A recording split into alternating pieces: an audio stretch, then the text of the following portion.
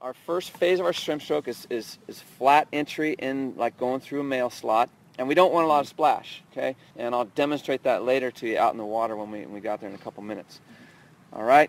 The second phase is our pull phase. So the pull phase is basically where we're going to start that 12 to 6 o'clock process.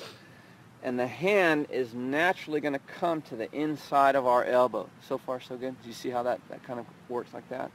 The finger is going to be extended and joined, so we have sort of a web sensation. Okay, we don't want to have our fingers spread out and open. Do you see how we can catch more water like that? Okay, so we're going to pull straight 12 to 6 o'clock, and the catch phase is a thing where we want to have sort of our hands quiet. We didn't want to have a big splash on the entry, and we want to quietly come back to set up for what's called the third phase, which is called the power phase. All right, the power phase is just a space in your body from the ribs to the reference point. I want everybody today, when we stroke, to have your thumbs brush against the outside of your hip. I'm still waiting for that athlete to come and show me their ripped wetsuit or ripped bathing suit from the constant brushing of the thumb on the outside of the hips. Okay, and why I use body parts as reference points is because every time when I put my thumb across my hips, that's telling me I'm completing my stroke. Does that make sense? Okay, so the power phase, are you with me? Power phase is where most swimmers make a mistake because they pull their hands out too early. If you look in the pool at your fellow people that share the lanes with you, you'll see they'll pull their hands out of the water around their ribs area because maybe they've been taught in life that you got to have a fast arm turnover. But if you ever go out to triathlon.org and watch those ITU swimmers that swim very, very fast, the lead swimmers have that elegant, beautiful stroke. And I like to compare swimming to something like ice skating because ice skating is kind of a push and a glide type of thing.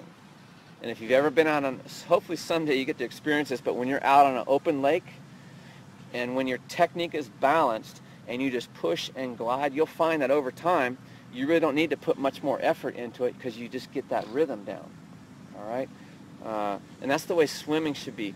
Once you use the 7 elements of athletic movement and keep that body position going, it's not really so much a, I got to go harder type thing. It's just, let me stay digital. Does that make sense? Okay. So, the last phase, phase number 4, is called the recovery phase. And what we want to do with that is we want to just get our arm out of the water and get it back in the same position that we started. Okay? Get that hand back in that male slot. And there are drills that build up the recovery phase. I call them shark fin drills. And that's where some people in swimming circles might call them fingertip drag. Has anybody heard of that? Okay. But what I want all of us to do today is experience the high elbow. So I'm going to have you pause temporarily when your thumbs get up to your armpit. And when you're in the water in the ultimate body position, your elbow kind of looks like a dorsal fin, like a shark. That's why I call it the shark drill. Okay? So, but the whole purpose of recovery is to set up the, what's it called, the first phase? Catch phase. The catch phase, yeah. It's a hand entry, but we just call it catch phase, okay? Because we don't want to disturb that, because if we disturb one element of our phase, then we mess up our body position. And hopefully that makes sense. And then we're back to analog again, where we want to stay digital. So, any questions about the arm action of the stroke portion? I guess I have one question about when you make a beginning of your catch phase. Okay. Your hand is just entering. How is the optimal position for you, the wrist action relative to your arm? Should it almost be entering a little bit like this, or like this? Okay. Wrist action, that's your question? Yeah. Wrist action, okay. And hopefully it'll help when we do the tennis ball drill today. Mm-hmm. But when we enter the water, we want the fingers, the phalanges, the wrist, the elbow, all one tool working for you in that stroke. So we really don't want to bend the wrist or flex the wrist down, because then we just cut off these things that can work for us. Okay? So we want to enter and then we immediately dip down, and that hand should come inside of the elbow and start that 12 to 6 o'clock position. Does that answer your question? Makes sense, yes. We don't really want that much. This is the part of the stroke where your arm contraction starts. And with the recovery part, with the high elbows, that's where we take that arm out of a contraction. And if you do it properly, it's kind of a little bit of recovery. Well, it's called recovery, but a little bit for your musculars. Why? Some people teach you need a straight, come out of the water and your arm is contracted and straight back into the water. But I don't teach that, because I want to give your arm a little moment in time for rest, where your muscles are relaxed, because once you go back in the water, then you want to set that up where your tips, everything is one unit. That goes from 12 to 6, okay? That's a good question. Anybody else before we go? Okay, so with swimming, the arm action is mostly what your drills will focus on today, okay?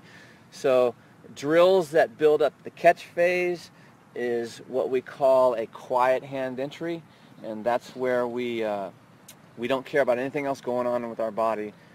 Our head's out of the water, and we just watch our hands enter the water. And things we want to look for is our splash. First, if we don't have any splash, that's great. But if we do have splash with our hands, we don't want it to be dominant to 3 or 9 o'clock. Okay. If our splash is going from 3 to 9 o'clock, what's that telling us? We're outside crossing. Yeah, we're not entering through that male slot. Okay. All right. So with the pull phase, power phase, drills that we have for that is basically set up to get your body rotation. Okay, our one-arm drills, and that's where when we do our swim stroke, we achieve that hull-like position in the water. All right. With our recovery phase, the drills that build that up are things like the shark, like I just described. Okay, or some people might call fingertip drag. All right. So leg action will be the next element that we'll move into. All right. The legs are not necessarily designed. People call them kick. I don't like the word kick. I like to use leg action. All right. Kick, people think then kick. If I got to kick my feet, then that must means I got to go forward. But legs, the leg action is to keep your feet from dragging. All right. And with the leg action, to support the body position, I want to have a sensation that I'm swimming downhill. So I want to sort of press down. The leg action to me starts with your chest. I want to push down on my chest, and any leg movement is going to start with my hips, not like a scuba diver where your knees are bent. Okay, so there was a picture in a magazine last month where they said the 10 commandments of swimming, and the picture of the athlete on there had their knees bent like a scuba diver. So Steve, I'm sorry if I keep referencing you're an engineer, but you can see going through the water, if your knees are bent, how is that making you missile-like? It's creating what? Creates extra drag. Extra drag, okay. And drag is only our friend on the bike when we're training, okay. But drag's not our friend anytime swimming, because more drag's going to mess up our body position and then take us from digital to analog again. All right. And swimming training is all about the brain and muscle connection. Okay. And my old Little League coach used to say, what you do in practice, you do in the game. You ever heard of that? Yes. That's very true in swimming.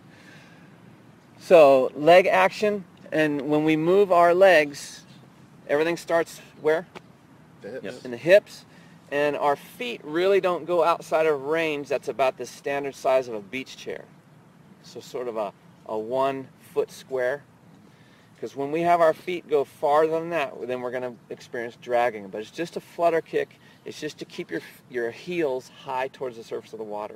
Okay. Your arms make you go forward. Your feet really don't have a play in that, other than if your body is level, it's easier for your arms to make yourself go forward.